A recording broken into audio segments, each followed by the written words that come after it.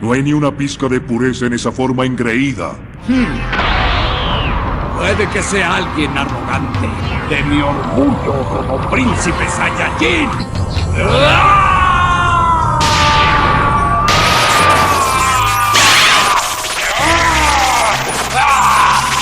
¡No puedo ganar! ¡No me hagas reír!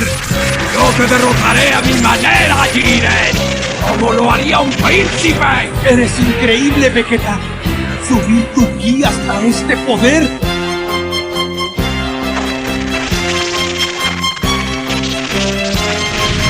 Jiren, después de lo que me dijiste, no pensarás esquivar este ataque, ¿cierto? Adelante.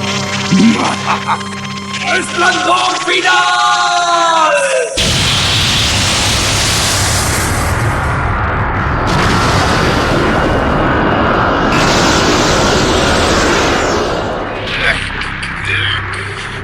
¡Ah!